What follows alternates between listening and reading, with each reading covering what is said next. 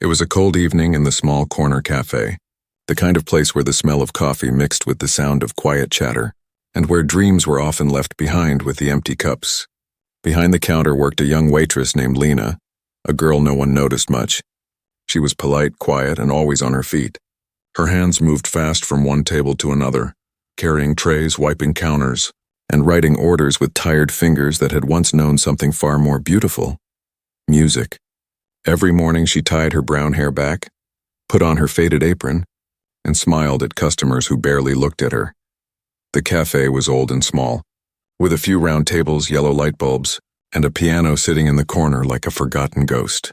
Dust covered its black surface, and the keys were no longer white but pale yellow. No one played it anymore.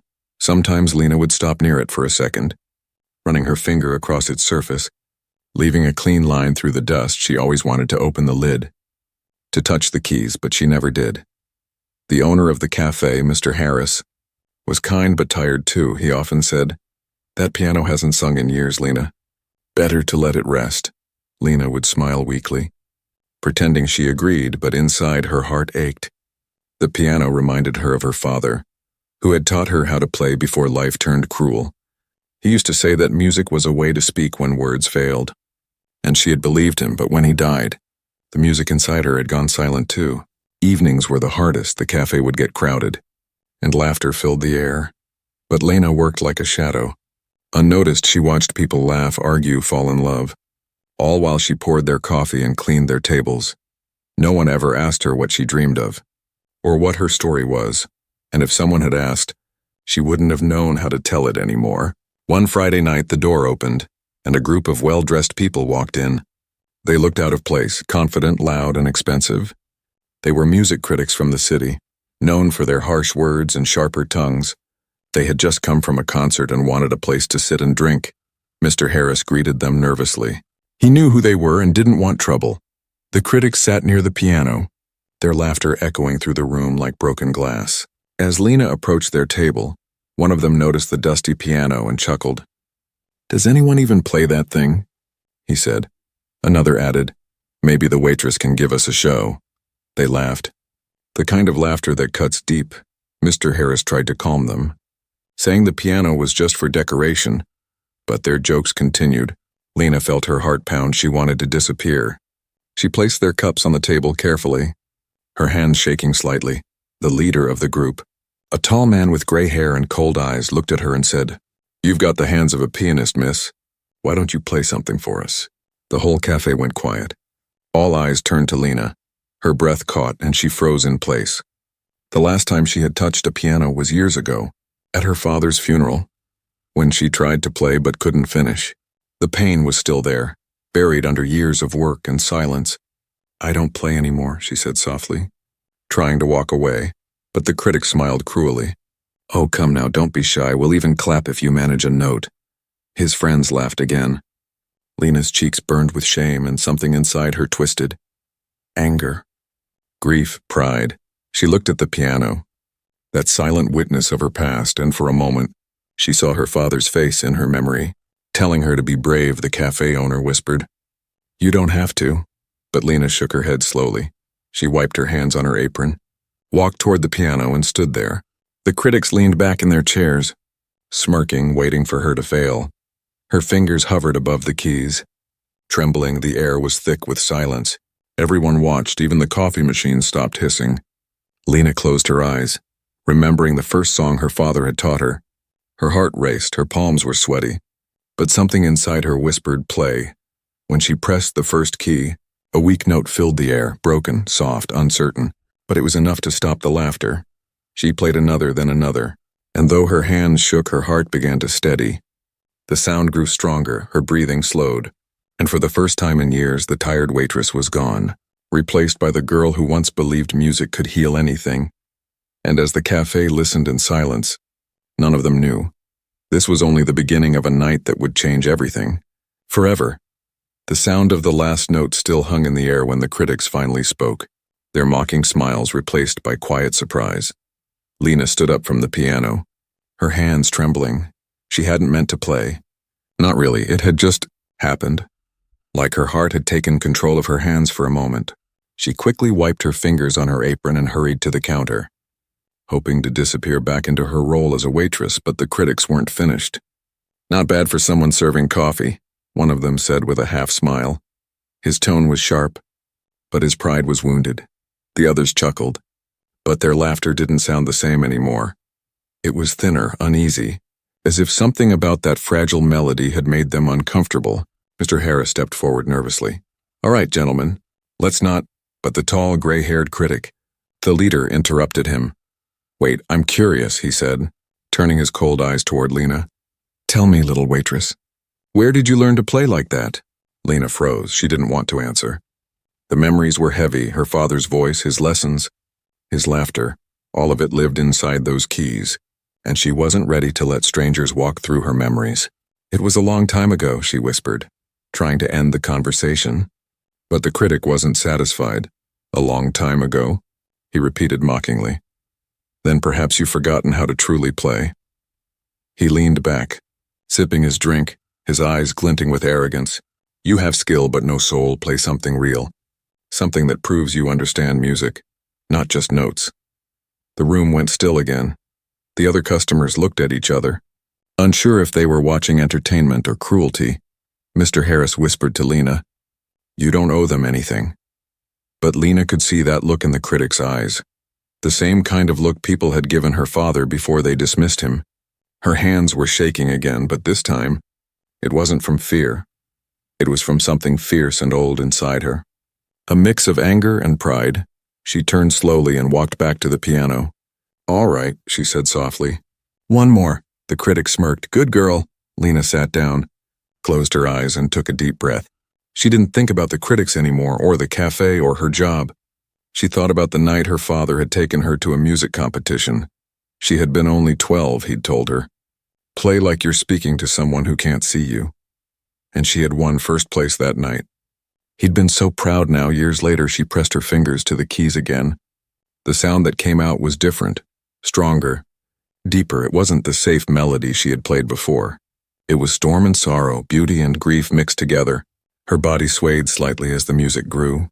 Her hair fell loose, her apron strings brushed the bench, and her tired hands moved like they had never forgotten what they were born to do.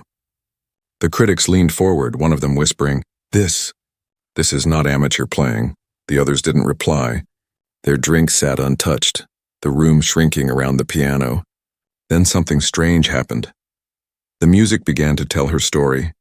Every note carried a piece of her past.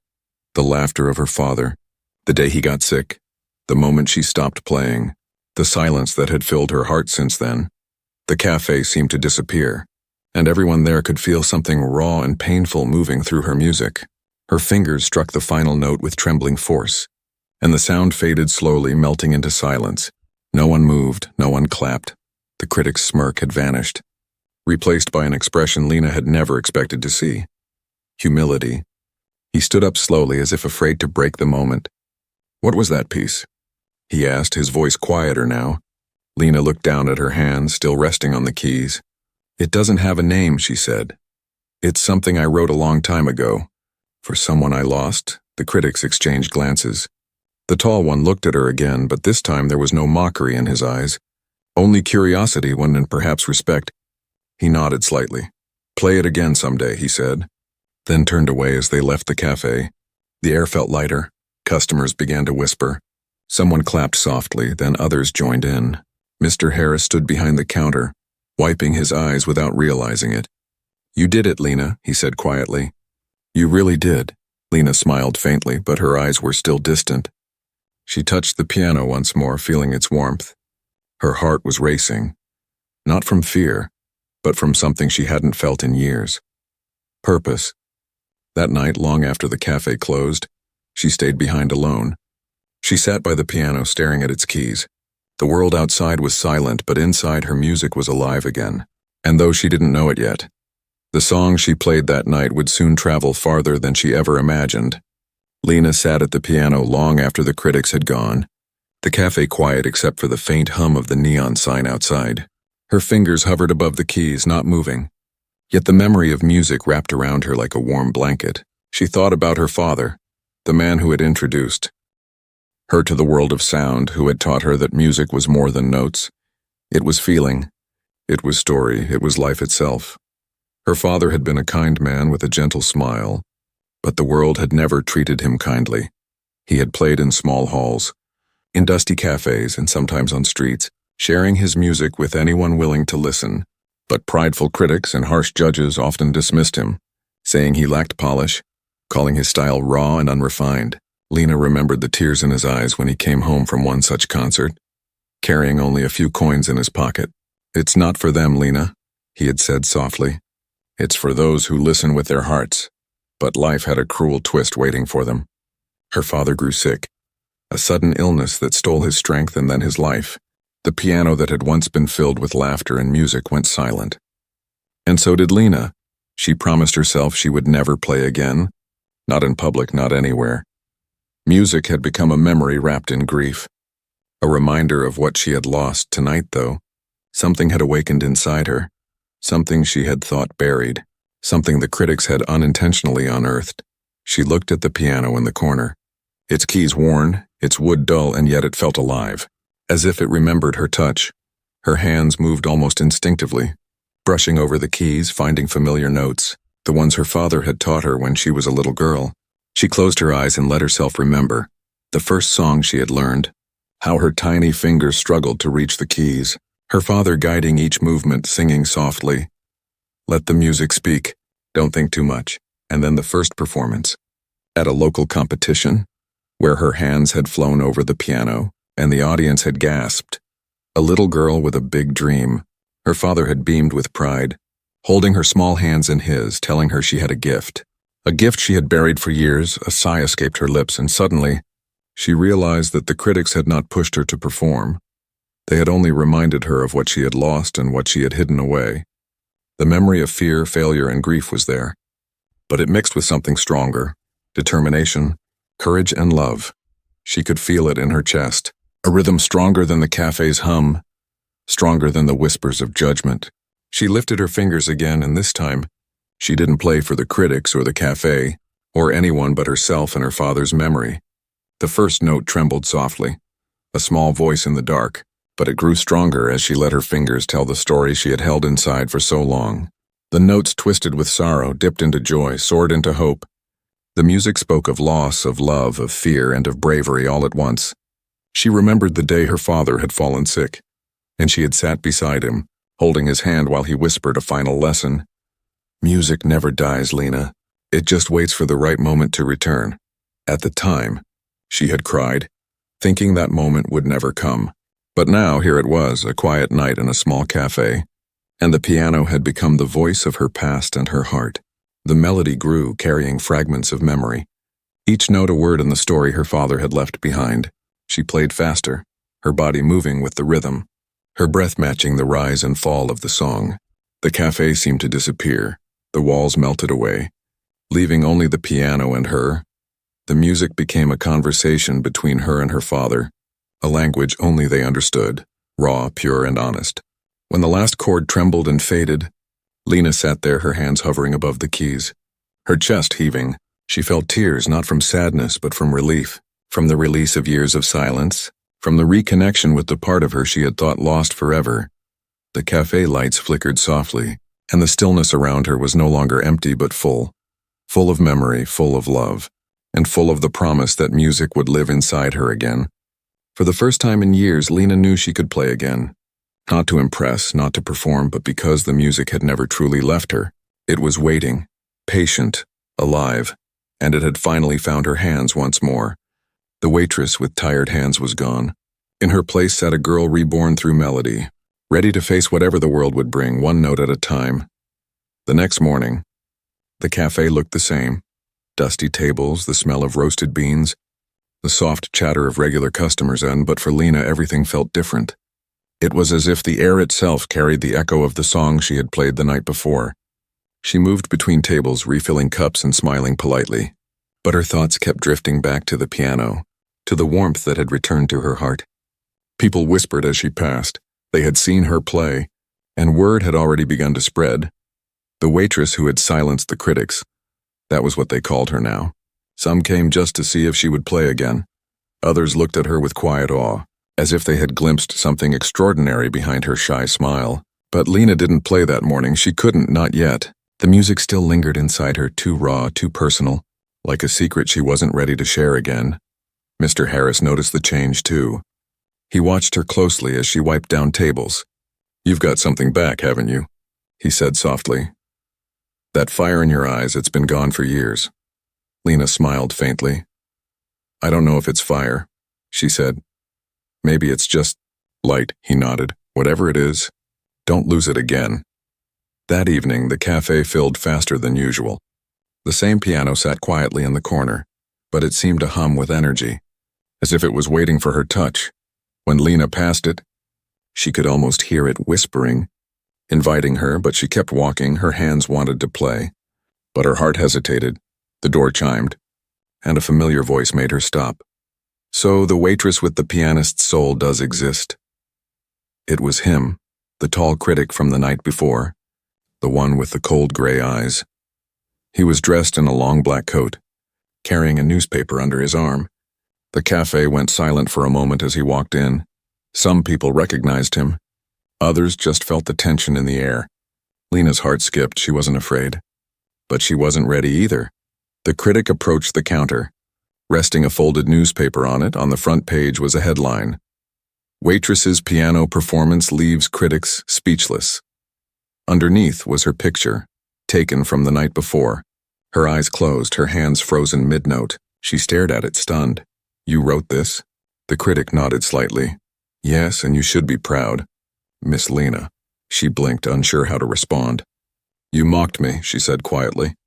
"You laughed." He didn't deny it. "I did," he said. "And I was wrong." There was no sarcasm in his tone this time. Only truth. He took a deep breath. "Do you know what I heard in your music last night? Honesty, something I haven't heard in years. You reminded me why I loved music in the first place." Lena didn't know what to say. Her hands trembled slightly. "I don't know if I can play like that again," she whispered. The critic smiled faintly. "Then play differently, but play," he said. "You have something the world forgot it needed." He turned to leave, but before he did, he said one last thing. "There's a charity gala next week at the Grand Hall. I'd like you to perform. It's not about fame, it's about heart. Bring yours," and with that he was gone. Leaving the newspaper on the counter, Lena stood there, frozen. The Grand Hall. It was the same place her father had always dreamed of performing. The same place he had been rejected from years ago. Her heart pounded, fear and wonder mixing inside her. Could she really stand on that stage? Could she face the world that once crushed her father? That night after closing, she sat at the piano again. The cafe was dark except for the soft glow from the streetlight outside. She placed her hands on the keys, thinking of her father's voice. "Music is truth, Lena. Don't hide from it," she began to play softly, slowly, letting the melody flow like water. This time the notes weren't heavy with grief. They carried hope like morning sunlight after a storm. The air shimmered with it. She smiled through tears, because she knew now that she wasn't just playing for her father anymore. She was playing for herself, for everyone who had ever been told they weren't enough. The song grew stronger, filling the empty cafe with life, and when the final note faded, she whispered to the silent room, "I'll do it." Her reflection glimmered faintly in the piano's surface, eyes full of purpose for the first time in years. Lena wasn't just a waitress with tired hands. She was a pianist again, and this time the world was finally ready to listen. The night of the gala came faster than Lena expected. 1 week, and that's all she had to prepare. But every night after work she stayed late at the cafe, practicing on the old piano. Her fingers grew stronger, her confidence steadier. The same hands that once trembled now danced over the keys with quiet certainty. Each note echoed her journey, from pain to peace. From silence to song, Mr. Harris often stayed behind too, pretending to clean but really just listening. Sometimes he'd wipe his eyes when she wasn't looking. "You're not just playing notes anymore." "Lena," he said one evening. "You're speaking?" She smiled softly. "Maybe I'm finally saying what I couldn't before." The day of the gala dawned bright but cold. The city was alive with chatter, posters, and flashing lights. The Grand Hall stood in the heart of it all, a majestic building with marble stairs and golden chandeliers, the kind of place her father once dreamed of but never reached. As Lena stood before it, As Lena stood before it holding a worn music sheet in her hand, her heart pounded like a second drum. She could almost hear his voice whispering beside her, "You're home, little one," inside. The air smelled of perfume, polished wood, and expectation. The seats were filled with dignitaries, musicians, and critics, including the same gray-haired man who had once mocked her. Now he sat quietly in the front row, his expression calm, almost proud. When Lena entered the stage, the audience murmured, curious to see the Waitress pianist they'd read about. The lights dimmed, and for a brief second, Lena's courage faltered, her palms were sweaty, and her breath came short. The memories flooded back. Her father coughing beside the piano, her hands freezing on the keys, the years of silence. But then she looked at the piano, gleaming under the stage lights, and remembered the cafe, the warmth of Mr. Harris's words, the whispers of customers who believed in her. She sat down, closed her eyes, and began. The first note was soft, fragile, like a secret. It floated across the hall, silencing every whisper. Then came another, and another, forming a melody that shimmered with both sorrow and light. The song was her own composition, one she had written for her father and never shared. She called it, "For the Hands That Couldn't Finish." Each section of the piece told a part of their story. The beginning was delicate, a lullaby, a father teaching his daughter how to play. Then came a storm of chords, his illness, her grief, her silence. The middle was heavy, almost angry, as if her fingers were fighting against fate itself. And then peace, a slow rise toward something higher, something forgiving. The music filled the hall like sunlight spilling through clouds. People leaned forward, drawn into her world. Even the hardest critics forgot their notes and pens. They weren't listening to a waitress. They were listening to truth. Lena's eyes were closed, tears slipping down her cheeks as she played. But she didn't stop. Her fingers knew exactly where to go. Guided by memory and love, the piano seemed alive, breathing with her, singing with her, crying with her. Every note was her heart made visible. When the last chord rang out, Lena lifted her hands slowly from the keys, letting the sound fade into stillness. The silence that followed was thick, heavy with emotion. No one clapped at first because no one dared to break that sacred quiet. Then one person stood, the gray-haired critic. His eyes glistened under the lights. He began to clap, slow and deliberate, and soon, the entire hall joined him. The applause rolled through the air like thunder. People rose to their feet, some wiping tears, some shouting her name. It wasn't the kind of applause that praised perfection. It was the kind that thanked her for feeling, for reminding them that music could still touch the soul. Lena stood, bowing slightly, her hands trembling again, but this time from joy. She met the critic's eyes, and he nodded deeply, not as a judge, but as a student who had learned something. After the performance, reporters crowded her, cameras flashing, microphones raised. Someone asked, "Miss Lena, how does it feel to be discovered?" She smiled softly, glancing at her hands. "I wasn't discovered," she said. "I just stopped hiding."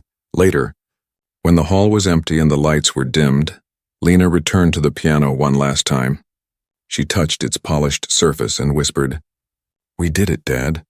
A single tear fell onto the keys, catching the light like a tiny star. That night the city slept, but the sound of her music lingered in the hallways, in the streets, and in every heart that had been there to hear it. The girl who once served coffee had played her truth, and the world had finally listened. The days after the gala passed in a blur. Lena's name began to appear in places she never imagined. Online articles, music blogs, and even national news channels spoke of the waitress who played her soul. Customers at the cafe doubled, not for the coffee, but in hopes of catching a glimpse of the young woman who had silenced a hall full of critics with just a piano. Strangers left notes on napkins. Children peeked in through the windows, and music students asked for pictures. Mr. Harris, amused and proud, hung the newspaper article behind the counter next to the menu board. But for Lena, fame wasn't the part that mattered. What mattered was that something inside her had changed. A quiet strength now lived in her chest. The piano was no longer a shadow from her past. It was her voice, her healing, her truth. One evening, after the cafe had closed, Lena found an envelope resting on the piano bench. No name, no address, just her first name written in careful black ink. Curious, she opened it. Inside was a handwritten letter, its words neat and formal. "Miss Lena, I represent the Foundation for Lost Voices. a nonprofit that funds hidden musical talent from working-class communities. Your performance at the Grand Hall moved us deeply. We would be honored if you would accept a grant to complete your studies and share your music with the world. Attached is a scholarship offer, as well as an invitation to perform in Vienna at our international showcase. Sincerely, Eliza Mornay, Director. Lena stared at the letter for several minutes, heart-pounding Vienna. The word felt unreal in her hands. Her father had always spoken of it like a dream. Vienna is where the soul of music lives, he had once said. Now that city was inviting her, she laughed softly, then cried. Her hands shook as she held the letter. She looked around the cafe, at the scratched wooden floors, the crooked shelves, the old piano that had given her everything, and she whispered to the empty room, I wish you were here to see this, Dad. The next few weeks were a storm of preparations. Her visa, her ticket, her program, everything moved fast, but Lena stayed grounded every evening. She returned to the cafe to practice, not on a fancy stage, but on the same piano that had taught her how to be brave. The night before her flight, the cafe hosted a farewell concert for her. It wasn't grand. Mismatched chairs, fairy lights strung across the ceiling, paper flyers instead of tickets, but it was warm, full of laughter and love. People brought flowers, baked goods, and handmade cards. Mr. Harris stood behind the counter, dressed in a suit too big for his frame, his voice cracking as he welcomed everyone. We may not be the Grand Hall, he said, but we're the heart that started it all. Lena played her father's favorite piece, the one he used to hum while cooking breakfast halfway between jazz and lullaby. Halfway through, her voice cracked as she said, This is for the man who first told me music could change lives. Afterward, someone asked her, Are you nervous about Vienna? She paused, then smiled. No, she said, because I'm not going there to impress them. I'm going to tell my story. The next morning, her suitcase packed and passport in hand, she stood in the cafe one last time, touching the piano gently. It felt warm, like it remembered every note. She pressed one key, just one, and let it ring out.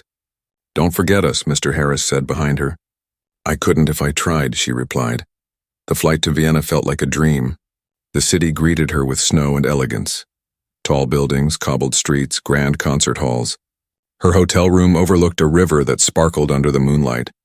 At the showcase, she wore a simple navy blue dress, her father's old watch on her wrist. Musicians from all over the world were there, trained in conservatories, winners of competitions. And then there was Lena, a former waitress with a worn sheet of music and a memory stitched into every chord. As she stepped onto the stage, the spotlight hit her face. She took a deep breath and sat at the piano. This time she didn't close her eyes. She wanted to see, to remember, to be present in every second. She played a new piece, one she had written during the nights leading up to her departure. It didn't have a name, not yet. It was wild and gentle, bold and broken. It was her story from beginning to now. The cafe, her father, the critics, the silence. The first note, the tears, the hope. The letter, the goodbye, and the dream. The audience didn't move. Each note captured them. Not because it was perfect, but because it was honest. When she finished, she looked up not to see the applause, but to see the faces, and in them she saw understanding. Later backstage, someone asked, What do you call that piece?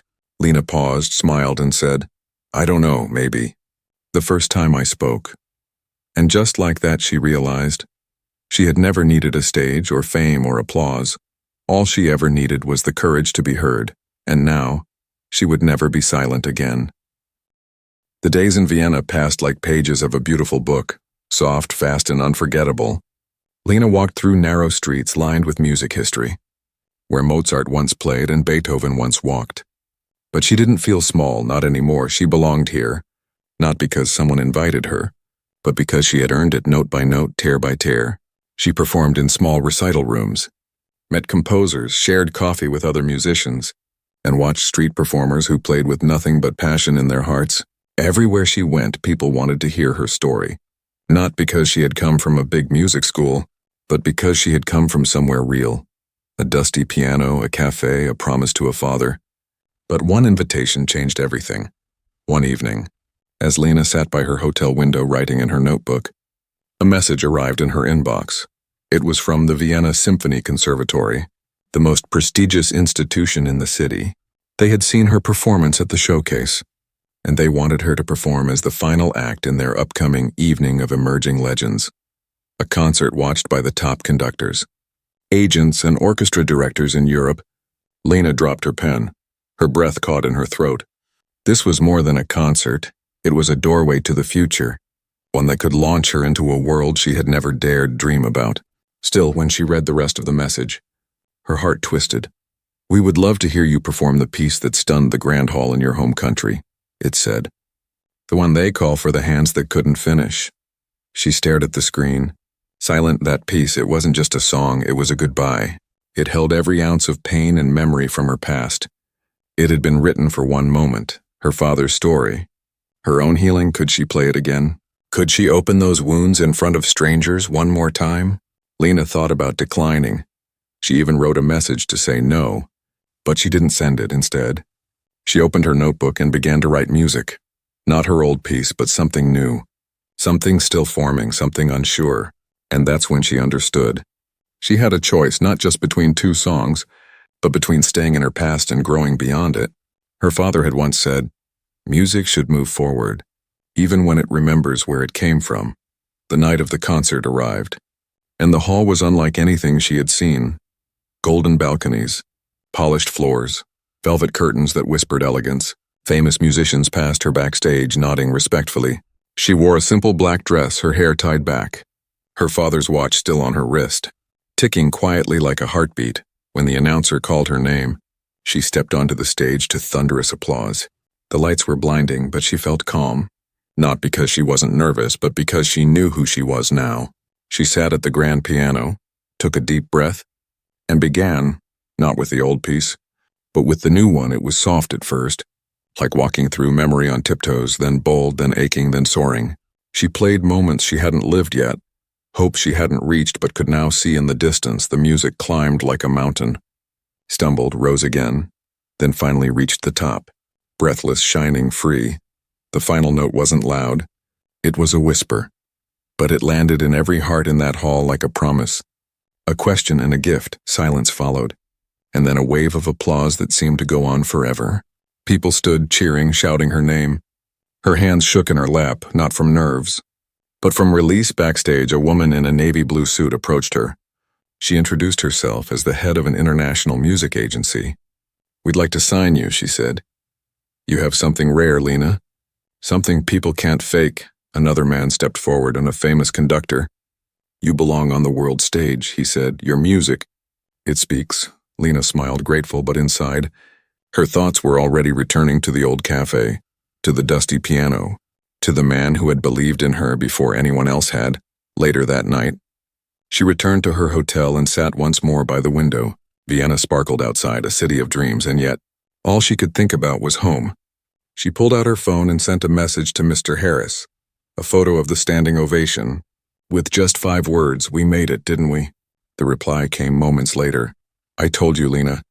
You were always more than coffee and tired hands." She laughed through her tears. Then she turned back to her notebook, picked up her pen, and began writing again, because now, her story wasn't just about survival or memory. It was about what came next. Lena stepped off the stage to the sound of thunderous applause still echoing behind her, but her heart was quiet. Not because she wasn't proud, she was, but because something deeper had settled inside her, something that no ovation could ever touch. Back in her dressing room, the bouquet of white roses from the conservatory sat untouched on the table. Her black dress hung loosely on her shoulders, and her father's watch, old but steady, ticked softly against her wrist. She looked in the mirror, saw the reflection of a young woman who had once been a waitress wiping tables under flickering lights. And now, she was the artist the world had heard. But it wasn't the stage she thought of. It wasn't the critics, the handshakes, or the contracts waiting outside the door. It was home. The dusty cafe where her music had first returned to her fingers, where a forgotten piano had remembered her touch. She didn't wait for the after-party, didn't pose for the camera outside the concert hall. Instead, she quietly left through the back door, carrying nothing but her notebook and a single rose tucked between its pages. The cold Vienna air brushed against her skin, and she pulled her coat tighter, not to protect herself, but to hold on to the feeling inside, the warmth of her journey. The truth of her music. At the airport the next morning, she watched the clouds through the window. Her flight ticket said New York, but her mind whispered home, and so Just before boarding, she changed her flight, typed in the name of a small town few people remembered, the one where a little cafe still stood, where music had begun again. 2 days later, Lena pushed open the old wooden door of the cafe. The bell chimed just like it always had. A few familiar faces looked up in surprise, and Mr. Harris dropped a mug in shock. "You're supposed to be in Europe," he gasped, wiping his hands on his apron. Lena smiled. "I was, but I needed to come back before I forgot who I was." He shook his head in disbelief, tears forming in the corners of his eyes. "You haven't changed," he whispered. "Famous, and still humble." She looked around, the chairs, the counter, the faded walls, and finally the piano still sitting in the corner, dustier than before but no less powerful. That night, without warning, she sat at the piano and played. Not for fame, not for critics, but for the people who had believed in her when no one else had. The cafe filled with quiet listeners, townspeople, friends, travelers passing through. She didn't announce her return. She just played. This time her music was brighter. It wasn't wrapped in sorrow or fear. It danced, laughed, lifted the room. Even Mr. Harris, sitting at the back with a plate of pie, wiped his eyes and muttered, "She's back." Later that week, Lena did something unexpected. She used part of the grant money she had been given and worked with Mr. Harris to restore the cafe piano. She bought new strings, polished the wood, and even added a little plaque to its side. For the hands that remembered, she also began offering free piano lessons on weekends to local children. "No rules, no pressure, just play," she told them. "Music isn't about playing perfectly. It's about playing honestly." Word spread, not because of promotion, but because of the heart behind it. People came from nearby towns to hear her, not in grand halls but in the warmth of a cafe that smelled like cinnamon and coffee. A journalist visited one night and asked, "Why aren't you out there chasing bigger stages?" Lena simply said, "The stage doesn't make the story. The story makes the stage," and she had found her story fully, clearly, finally. She still traveled, still played in cities, still wrote songs that made people cry, but she always came back home, always returned to the cafe, to the piano in the corner, where her hands had once trembled but now danced with freedom. And sometimes, when the wind was just right, and the town was quiet, people swore they could hear the music floating down the street, not loud, not demanding, just there, like a heartbeat that never stopped. Because some melodies don't fade, not after the applause, not after the curtain falls. They stay in the hands, in the walls, in the hearts. And Lena's music, the girl who once served coffee in silence, stayed forever,